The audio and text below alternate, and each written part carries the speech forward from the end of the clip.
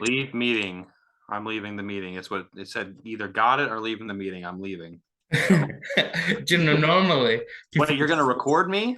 people normally normally people would say, "Let's take this over again." That's a very good start for one of my videos, Nate. So, folks, welcome to Cinema and Music Fix.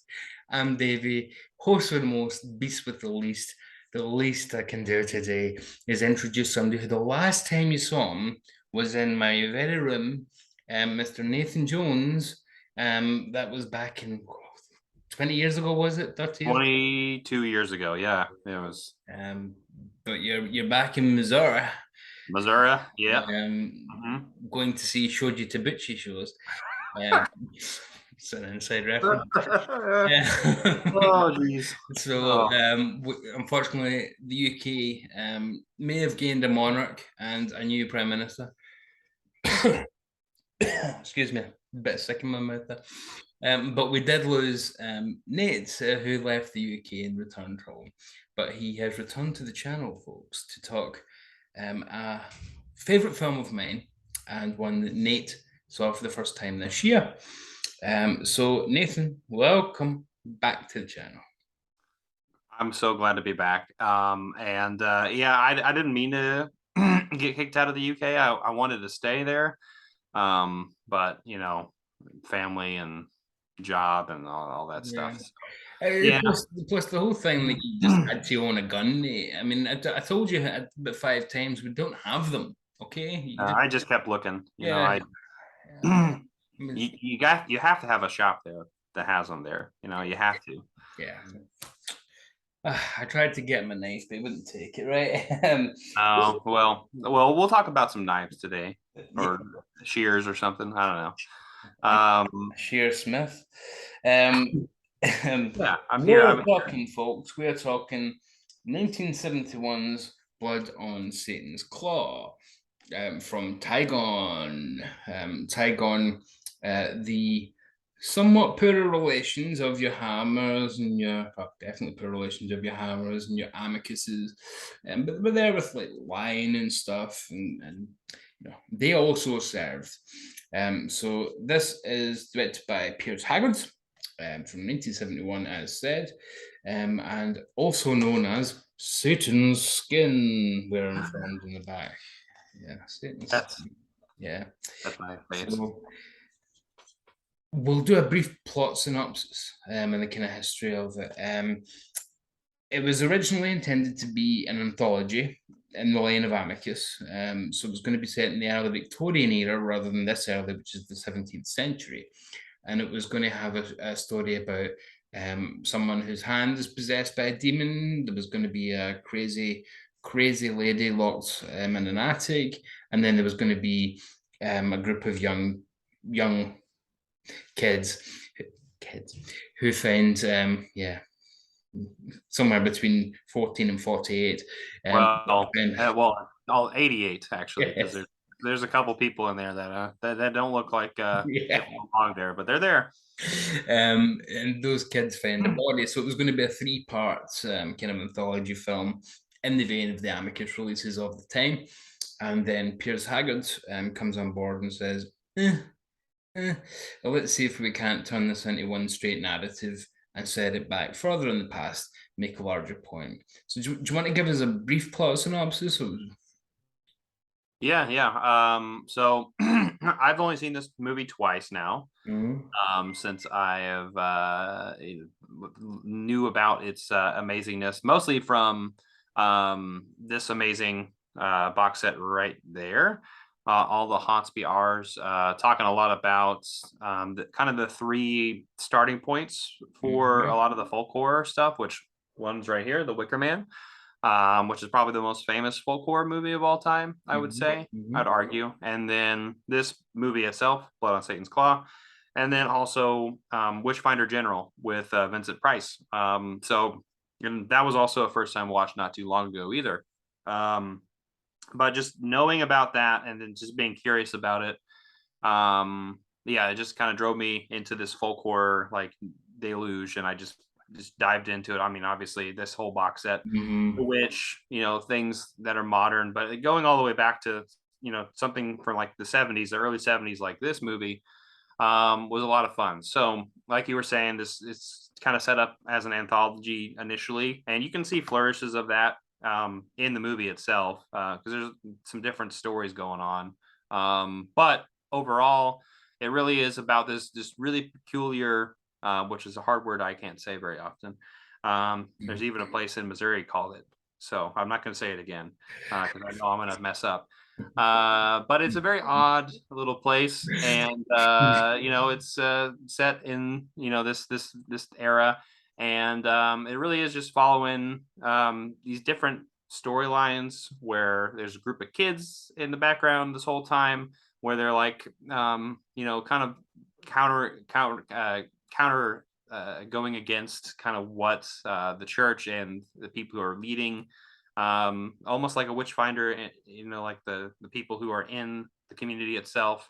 And there's these mysterious deaths that keep happening and disappearances, and they're like, what, I think it's the group of kids, that's what everyone keeps saying. And there's a lot of characters who kind of follow that path and just be like, look, clearly the kids are doing this, and then nobody's really taking it seriously until it gets to the end of the whole movie, right? Mhm. um but yeah, that was not a really great roundabout way of describing the plot of this movie because there's a lot of shit that goes down. Yeah, it's a difficult one to surmise. The anthology thing does throw it off a little bit, but essentially you have small town, small village, and Berley village in the 17th century. And we're in the time of the witch finders and whatnot. So even though there isn't one in this film, it's very much that feel of you can be accused of something and that's just enough to be guilty. Um, and we have a group of kids who find a corpse. They find the skull with the eye, and then strange things start happening in the town, and our adult characters start to, as you say, gradually pick up on it, and different adult roles. So we have the judge, played by Patrick Wymark, who's very much the patriarch of everything, and he has to give his blessing to people he's not even related to get married. That's the kind of era we're in here. We have the squire, who's the kind of lawman of the town, played by James Hayter, Friar Tuck from a recent Challenge for Robin Hood film that I might have reviewed in this channel. Hmm. Yeah, and we have essentially the start of the film is Linda Hayden as Angel, who is the main conduit for the big bad of this film, folks, is Satan. Wait a So Satan is this will sound Satan's skin. We'll come at that in a minute as well. minute. Um, the main villain is Satan, and this will sound goofy, but he is coming back. It's about time, like Emerson, Lake and Palmer. It's time for a reunion, right? Um, you're reuniting, even though two of them are dead.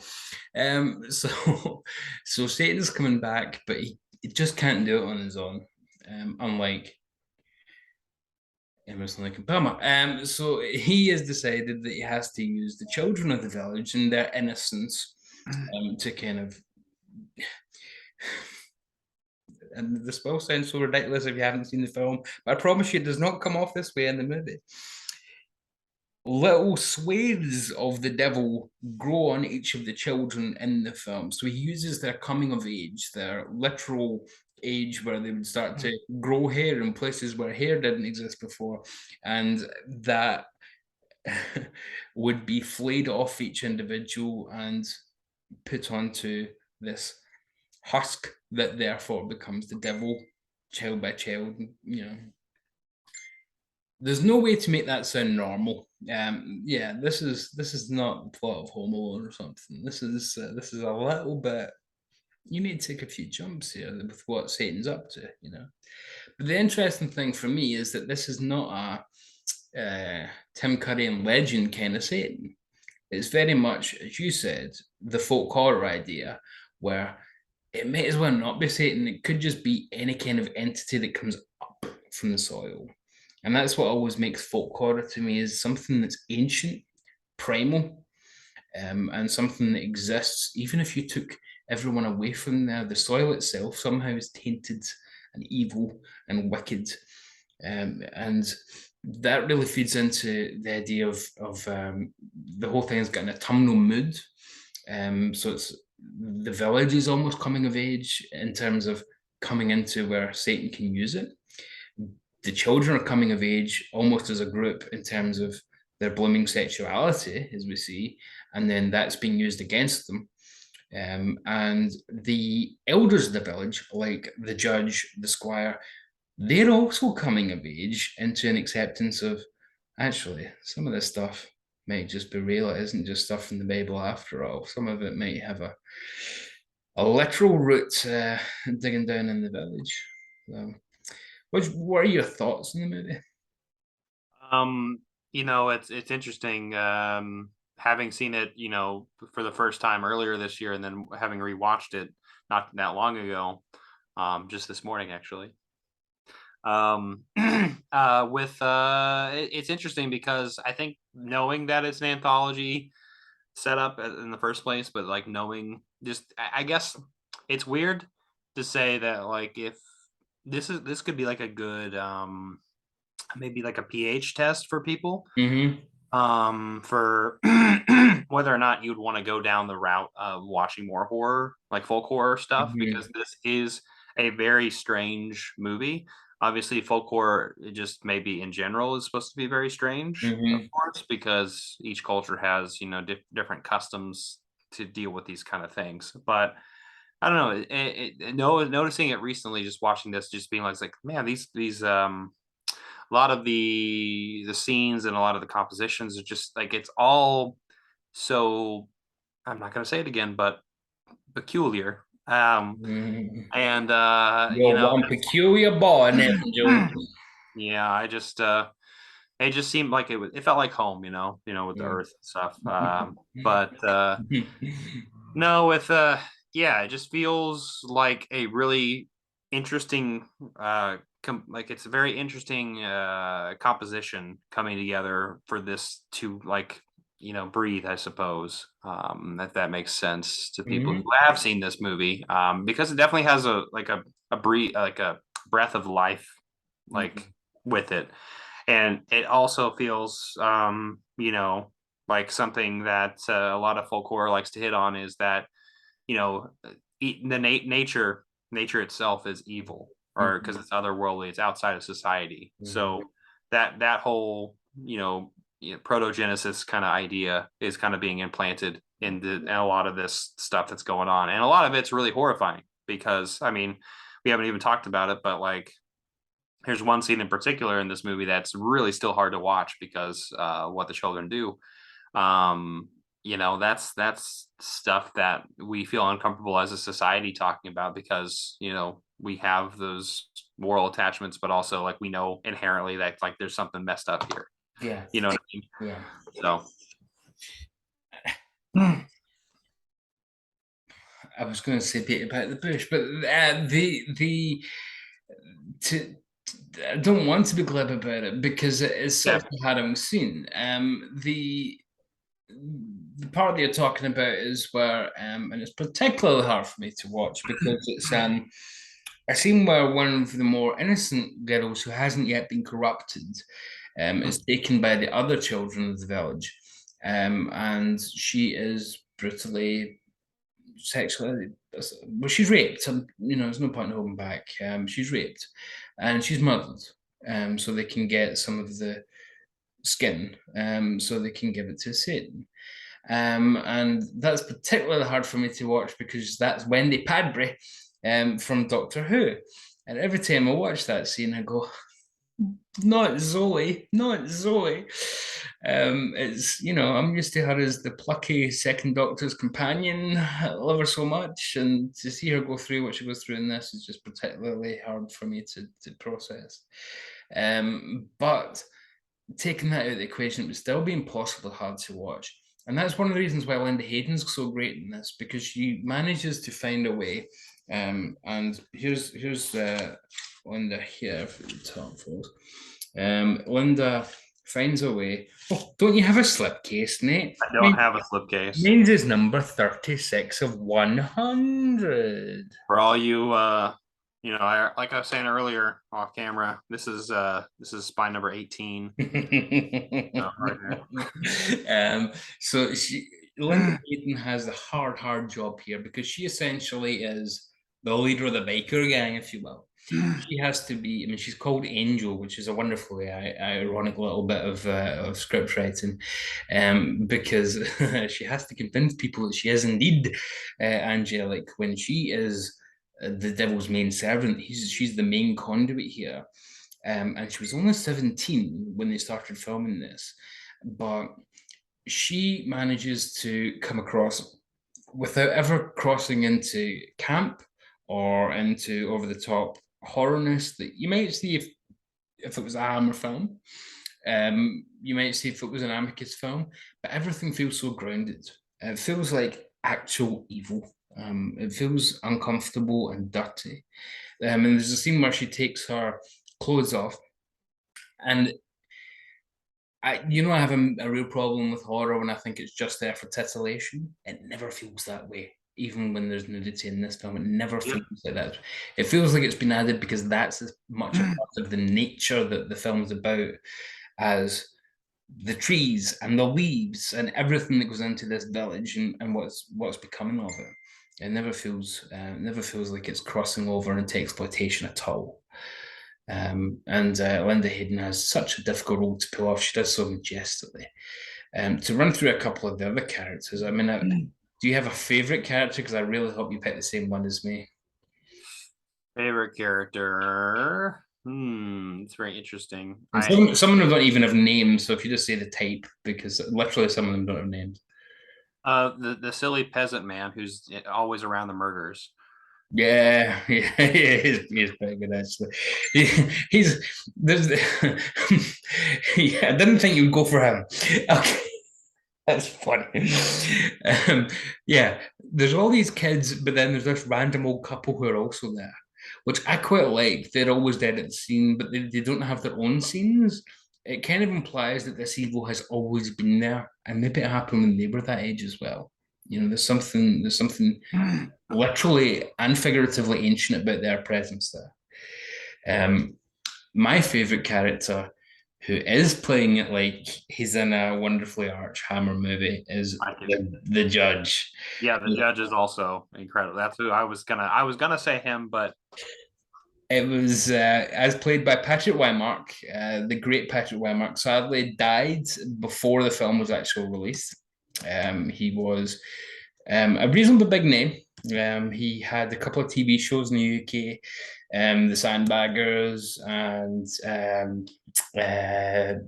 The Power Game. But he would be in things like Cromwell, Where He Goes There. He's in Witchfinder General, playing Oliver Cromwell. He's in Repulsion, the Polanski movie. He's in The Psychopath. He's one of those kind of actors, who would pop up in these things. But this is his shining moment for me, where he gets to be impossibly plummy. So I mentioned that he, as the judge, is the kind of arbiter of all things in this village, and how you have to have his permission almost to do anything. So we have young Simon Williams is returned home with a girl he wants to marry, and the judge just doesn't like the look of this girl. And decides that he's going to take up against Simon Williams about absolutely everything, and because of this, because he's now dating a girl that his non-relative doesn't approve of. And he gets perhaps my favorite line in a horror movie ever, where when they're sitting and having the little, to be polite at the end of the evening, having a little drink, and I'm gonna go to bed now. Yeah, he says, "A toast. I give you His Catholic Majesty, King James III. May God bless him and keep him in exile." Oh. Be Still My Beating Heart, Patrick Wymark, every line he says in this film is absolutely, with that brilliantly gravelly voice, leave me to judge who is innocent. Wow. You must have patience, even while these children die. Only thus can the whole evil be destroyed. It must grow. That's a bizarre part that we haven't mentioned. The judge just pisses off halfway through the movie because he realizes you can't beat this evil until the evil manifests itself enough. So he literally says, "Yeah, we're going to have to let a few more of these kids die. I'll go down. I'll go down to London and read a You couple go of that books. way. I'll go home. Yeah, I'm off ski. I'll see you in a bit." To quote Twin Peaks: The Return, "I'll see you at the curtain call." Oh, that'd be good if you said that, wouldn't it? "I'll see you at the curtain call." See you at the light of the seventh day. Look to the east, and How I'll did I bring the know? sword How with did I me know? Look for me at the dawn of the next bottle of sherry. In exile. forever. We have Anthony Ainley as the Reverend Fallowfield. Anthony Ainley, of course, everybody knows was the master in the Doctor Who of the 1980s. Everybody knows that. More Doctor Who connections. But he gets a line that actually resonates with what you were saying a minute ago about just the strangeness of this whole village and how it feels that way from pillar to post. He's asked about that. Basically somebody says to him, "Don't you think this is just a weird place, man?"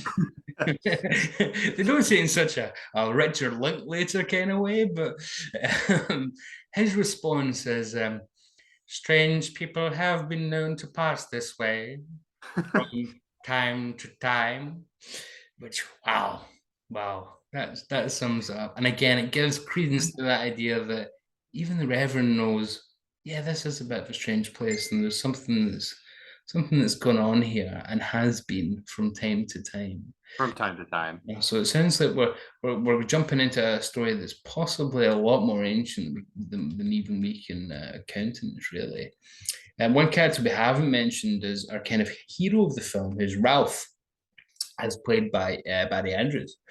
Barry Andrews was another horror alumni. He was in Dracula Has Risen from the Grave. He's fantastic in that. He's Paul. Although everybody seemed to be called Paul in one of the Dracula hammers. It's like, yeah, it's all that you drink every time Paul's name yes, comes up. I think there's 3 films in a row where the hero's called Paul. I'm not joking. Yeah, no, you're not. I remember. Yeah. He also pops up later in like The Spy Who Loved Me, not Hijack and things, but he's fantastic in this. He's got a wonderful innocence to him, even though again he's one of those actors who is clearly not 15 or 16 years old. You know, he may have kids who are 15 or 16 years old, but he ain't.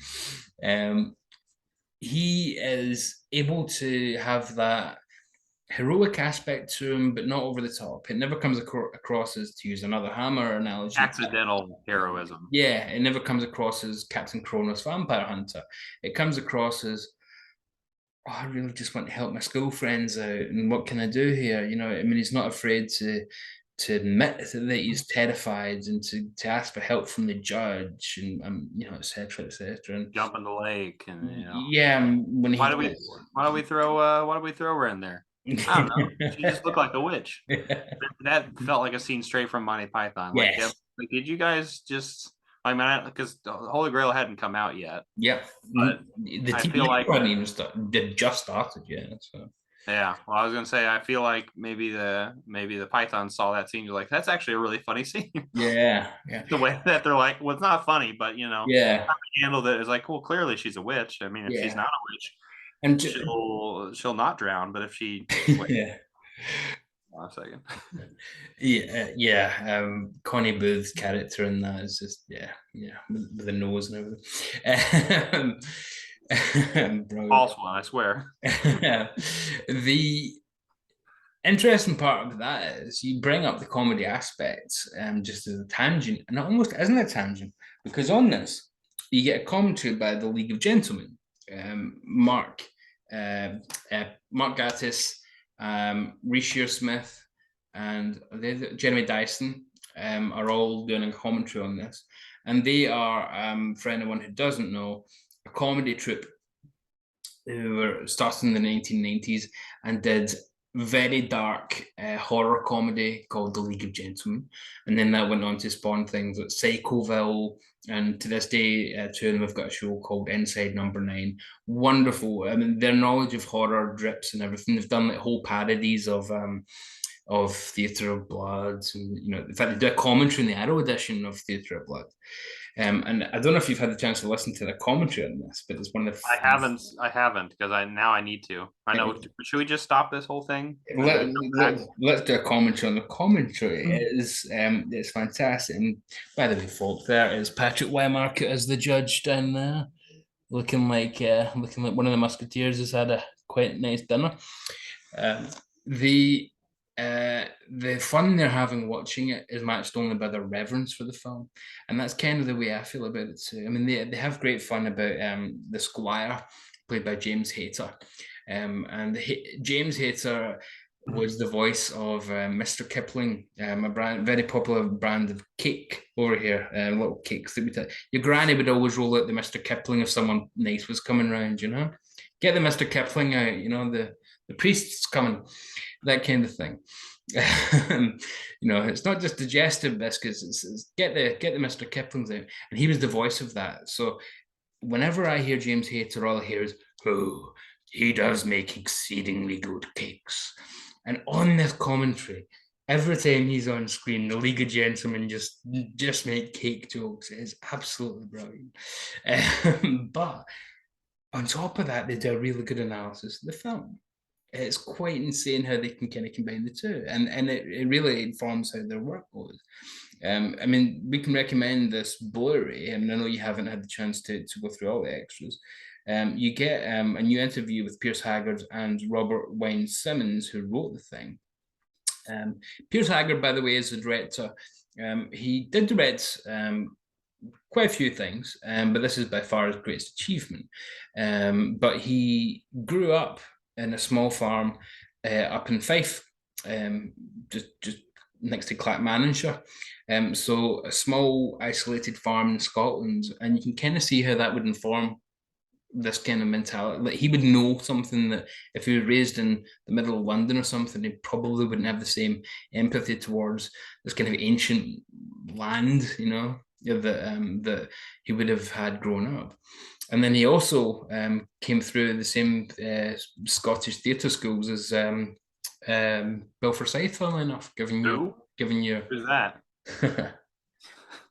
Joneser, given your recent series on different directors from different parts of the UK. So it's quite interesting that he would follow this up as the next big project in the kind of this pantheon. Would also be a folk horror of sorts. It would be the 1979 Quatermass. I mean, I'm wearing Quatermass in the pit here and representing my Hammer boys. With Andrew Keir and Gillian Glover. But 1979's Quatermass is almost still a folk horror because it's about this kind of, it feels like a zombie outbreak, but it's an evil that's come up through the grounds to do that. So it's something that would have attracted Piers anyway. It just seems to be an interest that he had. It's quite fascinating that he has this variation on a theme throughout his career. But yeah, a fantastically esoteric soundtrack as well. I don't know what you thought of the soundtrack. Yeah, I love the soundtrack. Yeah, I love it to bits. It's by Mark Wilkinson. It is. If you listen to it on its own, and here's my chance to say, out of context, you're just like, yeah, in your head, like, what's going on? This is the Severin release, and the reason to have this is it comes with the soundtrack. So two different versions, but this one comes with the soundtrack and slightly different extras. And it's so good. I mean, the do, you know, I mean, it shouldn't work, but it sounds so offbeat and weird that it does work, because what else are you going to do with this film? What could you possibly do with it? Just like the Wicker Man sitting behind you there. Yeah, that's immediately what I was thinking of too. Is like both of those movies have these very odd, what's that word I kept using? You know, Was it Erie, Pennsylvania? I think, well, we were talking about Quakers earlier, you know. But anywho, yeah, just got the Wicker Man and this film in particular have this off sense to it, and like the score and the like, just the sound design in general, just happens to fit it so lovely. And but like it throws you off because it also like throws you off, but it also invites you into the movie because like, hey, you're going on this weird ride with like, you know, I don't know, it just fits naturally with what the tone is going with it. Yeah. I sound a lot like what's that one what's that one singer in that boy band that just recently had interviews talking about how he's like, it's like, yeah, well, it's got really like movie stuff in it, you know, because it's a movie, you know, it's really good. That's what I'm feeling like, right, I'm doing right now is just saying, you know, this music, it works in the movie because it's in the movie. Yeah, you're right. Harry Styles, you'd remind me of Harry in a lot of ways. Um, the um, the Wicker Man comparison that you made there is very apt because the Wicker Man uses some wonderfully almost folk progressive music from the early 70s, but matches it with really ancient songs, literally from over 1,000 years of British history. You know, I mean, what's the song they all sing while Edward Woodward is summer is a coming in, loudly sing cuckoo. I mean, that song is from I think the 9th century, something like that. And that's not just me being smart, folks. I saw Richard Thompson's Thousand Years of Popular Music. That's how I know that.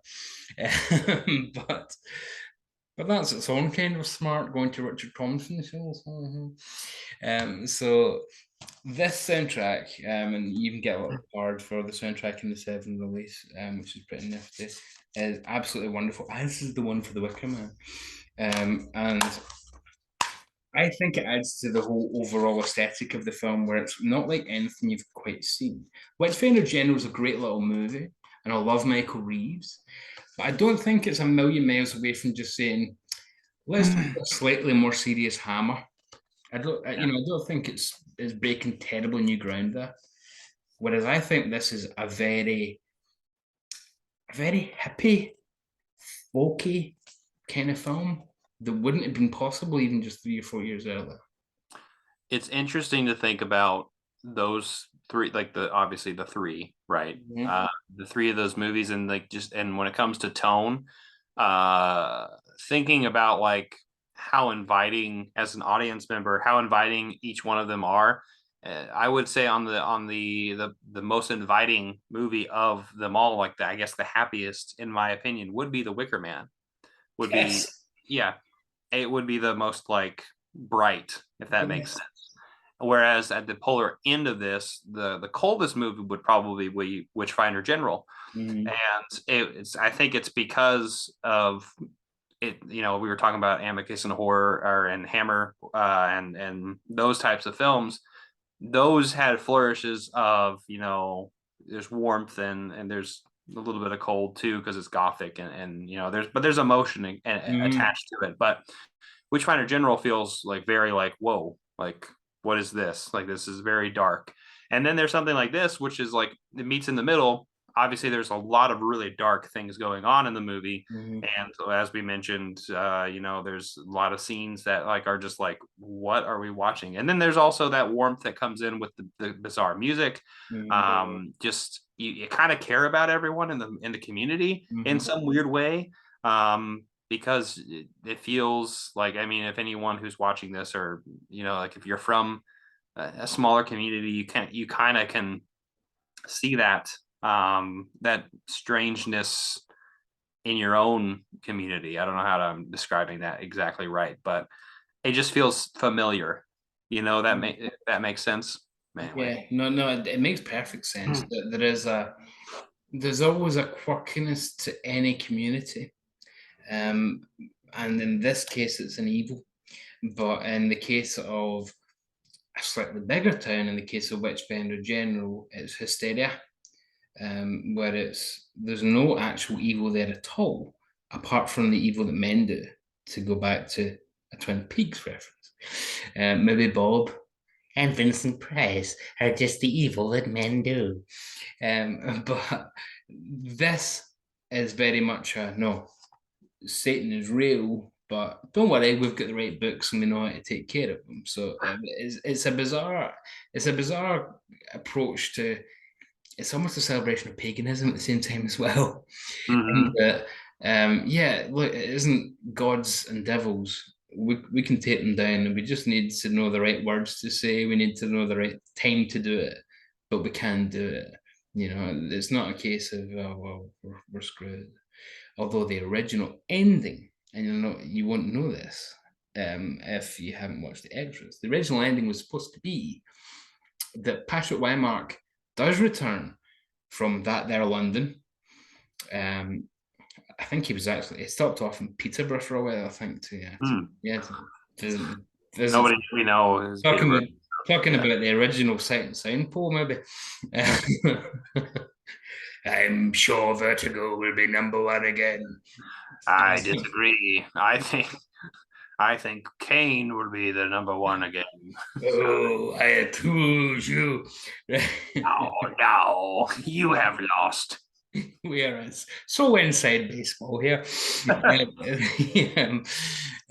the original ending was supposed to be Patrick Wymark does return from London, but he hasn't just brought the knowledge, a book, and a stake. He's brought a militia, and the only way to end the evil is to kill everyone in the village, man, woman, or child, and then himself. Because the village itself has infected them. And just like, here's a comparison I never thought I'd make, just at the end of Return of the Living Dead from 1985, they have to use the nuclear option to make sure that nothing escapes. So there has to be a scorched earth approach. The studio said that was too nihilistic. No, come on. That would have been a very, very nihilistic ending. Yeah, and that's also why the ending is a bit weird here. I think you never see Satan in full flow because he's still relatively just a husk. So when we do see him, we see it in slow motion with the score goes insane at this point. It's one of my favorite bits of music in any film. And Patrick Wymark impales the devil in slow-mo, but not just slow-mo, and then it cuts and cuts and cuts and cuts. It's some of the most unusual filmmaking I've ever seen from just a horror movie from a company, a distributor like this in this period. Such an unusual and wonderful artistic choice to do that end and chop it up and have it end on a freeze frame. There's no, oh, thank goodness you're okay. That's all, maybe the Satan's claws, the friends we made along the way. No, there's none of that BS. It just ends with Patrick Wymark impaling the devil and lifting him into the air. The fire. Yeah. That is how Patrick Wymark's life ended, because again he died before the film came out. So what a way to go. That is a heroic end to a terrific career. Cut tragically short, but I'm afraid the booze was Patrick's down, as it was for so many of that generation in film. But so here's my other copy of Blood and Satan's Claw. So I've only got three. Only got three. Only got three. Now, why do you need three, right? You need this because it's got some extras that ain't on this. Including the soundtrack. And we mentioned that the film is also known as as Satan's Skin. Yeah. This is the only one that uses the original title card of Blood and Satan's Claw. If you watch either one of these, you only see the film called Satan's Skin. So the original title card is only on this version from Odeon. So yeah, normally that kind of geeky stuff wouldn't bother me too much, but for some reason, title cards always do. That was a big deal when they recovered the one for the Horror of Dracula in the UK. You know, when they recovered that. So I hold on to this because it's got the correct title on the credits. That's how sad I am, but yeah, That's how sad I am. that's sad, but the Severin one also comes with, and being Severin, you always have to double check and just, as you know, because the last time I showed a Severin thing that was a bit naughty, you were sitting next to me and I had to hold the. There was Like, a I gotta hold this back, and also, yeah. well, the thing is, you can't get that Severin set really anymore, unfortunately. Yeah, they tend to just do it in Black Friday things, don't they? Like release it like that. Yeah. So you get this lovely. And I'm just going to cover up a little bit because you can kind of see, but you get a lovely print of Angel, when the head and Mm-hmm. but again, it's not she's not a character about titillation or anything like that. It's purely the corruption of innocence, and that's just a fantastic bit of art. However, Severin are known for being absolutely bonkers with some of their extras sometimes, aren't they? You know, the little things they add in to bundles. You know, like I'm always scared when they do something like a Jess Franco bundle. It's like, oh, what are you going to include with that? Oh, now this one gives me the heebie-jeebies. Gives me the collie wobbles. They thought it would be fun to include an actual patch of the Satan's skin. Oh, good God. It looks okay. I'll just show it and people can say what it looks like. Yeah, there it is. So it's silicone self-adhesive prosthetic, handmade by Little Shop of Gore exclusively for Seven Films, littleshopofgore.com. Now that looks, yeah, I don't know. I mean, if this was a Friday evening, I'd probably make a very off-color comment, but that is quite disgusting, actually. It's just, I'm sorry, but like, you know, that doesn't look as if it's just come off your arm or something. You know, you don't. I That looks normal. yeah, actually. Hold on a second. Wait a minute. Look a little sideways, and there you go. Mhm. Helps. Yeah. Well, I feel like Samuel L. Jackson and Jackie Brown all of a sudden. Uh, All it took was a little Satan skin. So Severin also are kind of treating it as a little bit of a joke, to include something like that. But actually, I think it's a wonderful, deep, folksy um, film. Not just folk horror, but folksy in terms of it feels like it comes from the same kind of place as musically acts like Fairport Convention are doing at the same kind of period and whatnot in UK folk and Fotheringay and like it comes from that kind of aesthetic. It feels like the film version of that kind of music. And it's a very dense film. It's a very loose film, open to a lot of different interpretation. And ultimately, I think it's my favorite horror film. And I don't think I've ever been able to quite encapsulate why, because it's a feel. It's not very, as we discovered at the start, both of us tried to do a plot synopsis, and there's no way to do it without making it sound either too vague or completely ridiculous, you know? And then Satan uses the kids to grow little bits of skin so that he can scalp them and build himself a new body. That sounds like B movie schlock nonsense, but it never feels that way when you're watching the film. No. Do you want to give us some closing thoughts on it? Or? Well, I wish I had like some claws I could like pull up, just like as that very end of the thing kind of goes about. That's one of my favorite bits actually. Is Yeah.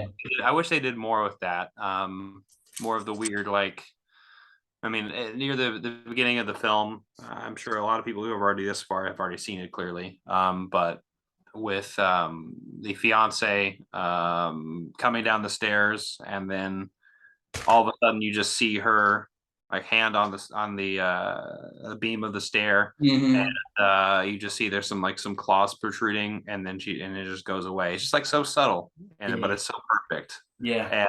And it's there's little moments like that throughout this film. I mean, in the very opening shot, you see the eye under all that dirt. And there's just so many parts that are super memorable about this film, but also at the same time, just like it's so subtle and very it doesn't dwell on those things very much, but like Mhm. that's what makes it so perfect though, because it's like, wait, what did I just see?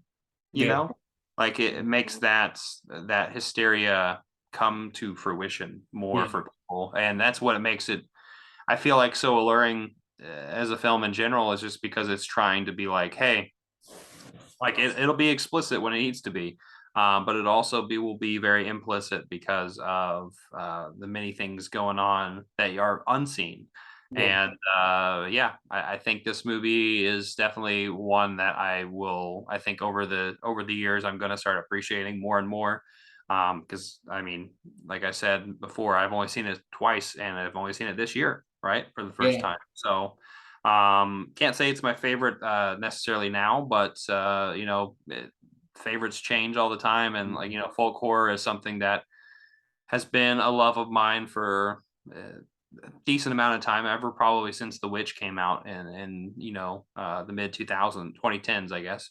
And so since then, I mean, I've just kind of fallen in love with it, and I don't see it not this being one of the best of the best.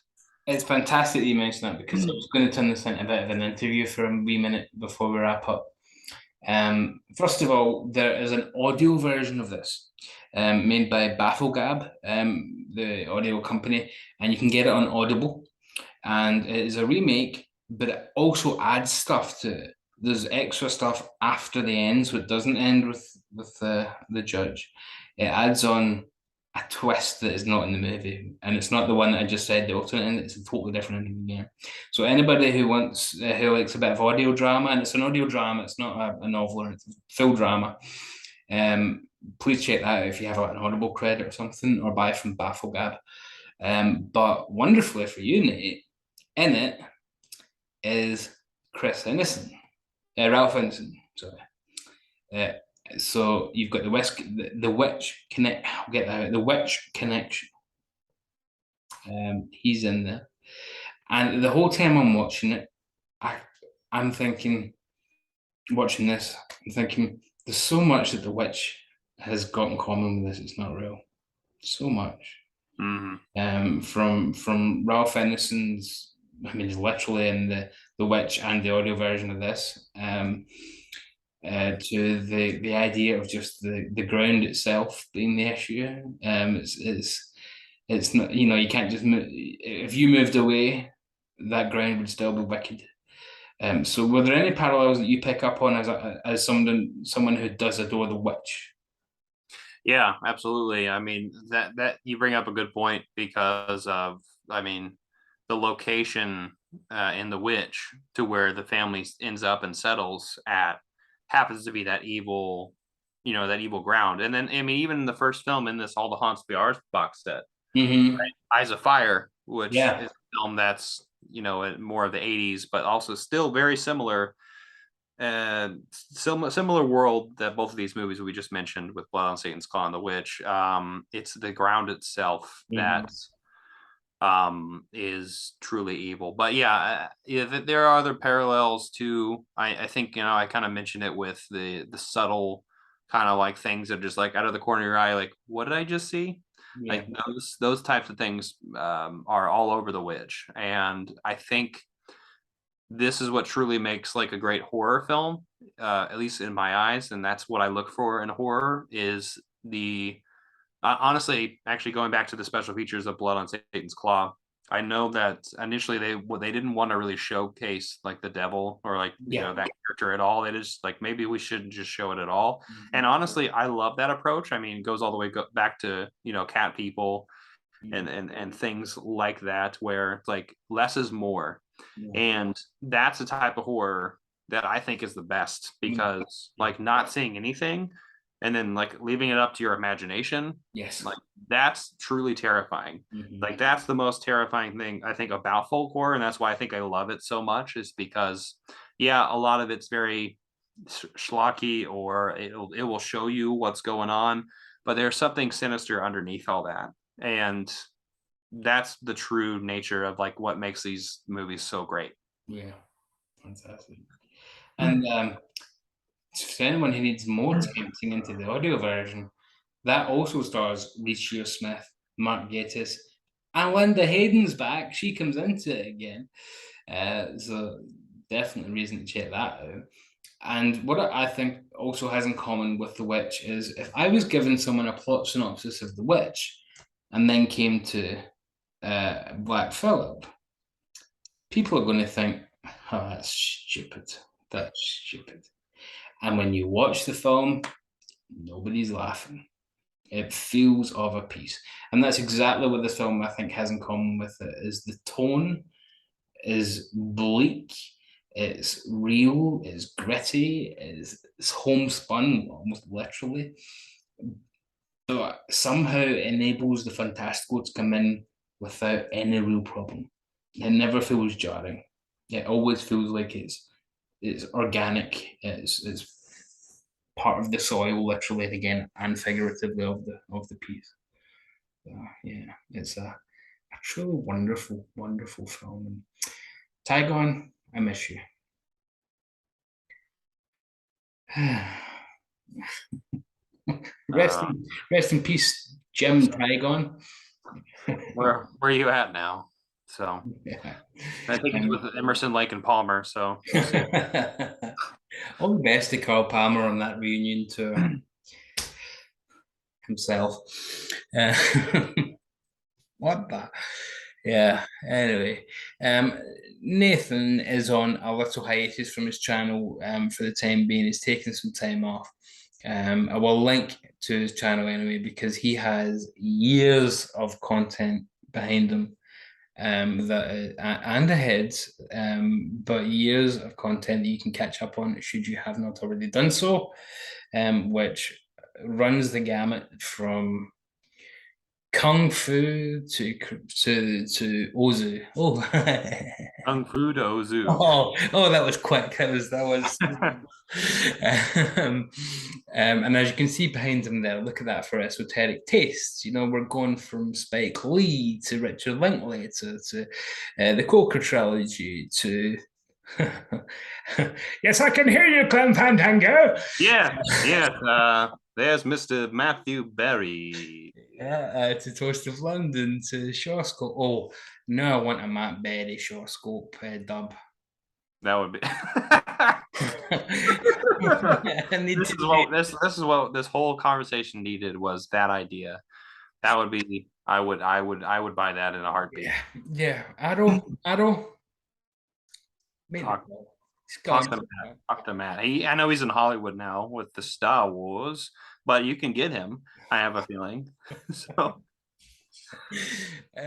we'll also link to Matt Berry's Twitter, so you can pester him to and Arrow to read. In fact, maybe it's not too late for him to do Volume 2 of the Short Scope that's coming out soon.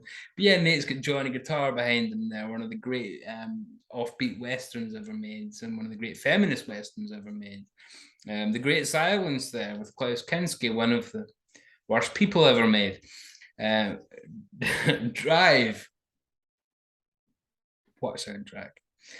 The Hammer films that we've been discussing ad nauseum, and look at that row of Criterion sitting behind him there.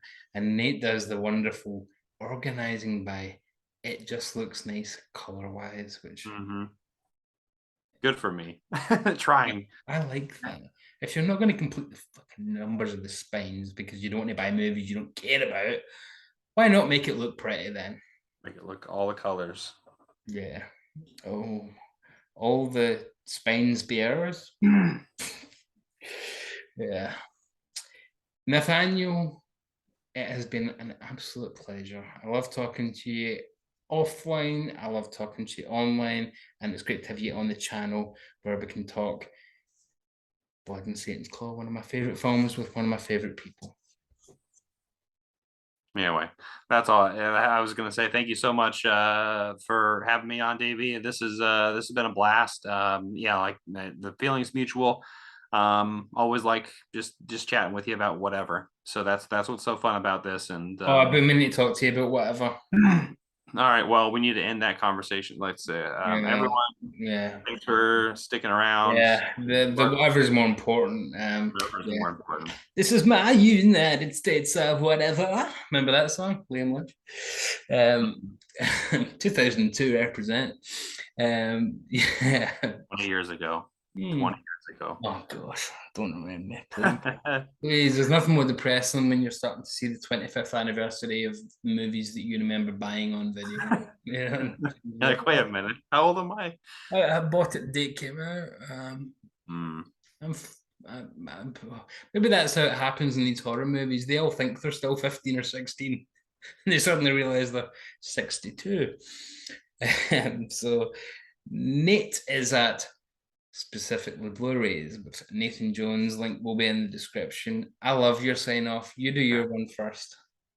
Uh, so people, real quick before I do that, just know that like I've been in movies like Troy, Mortal Kombat.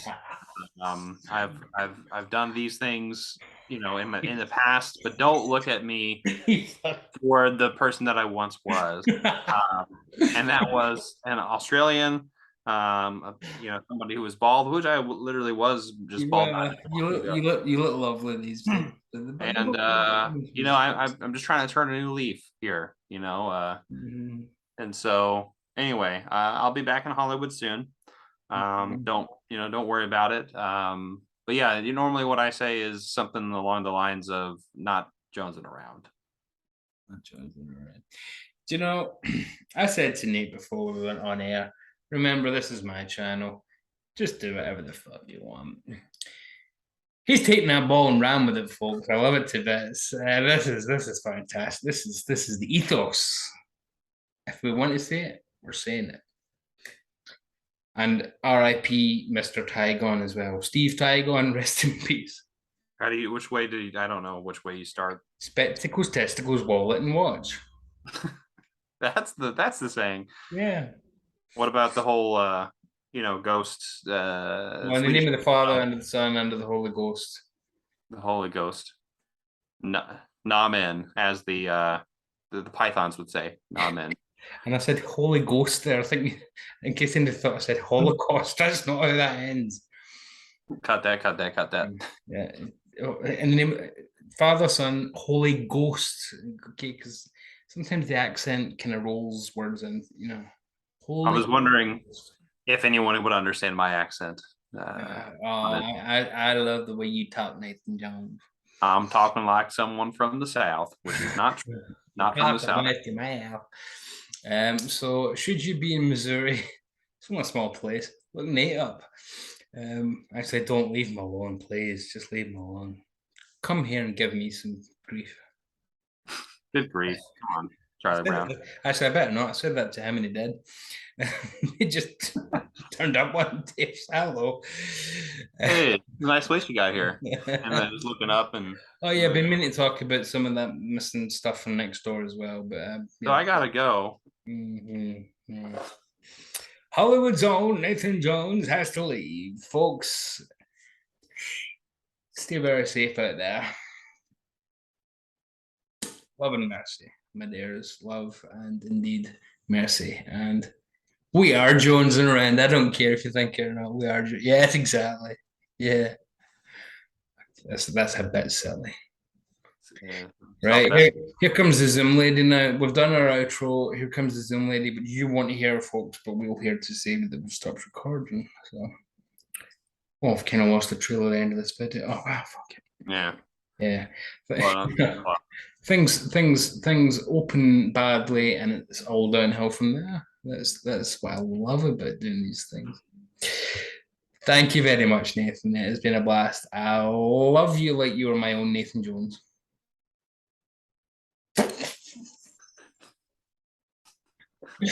If you want a Nathan Jones, please send a self-addressed envelope to Shows You to Bitchy, courtesy Branson, Missouri.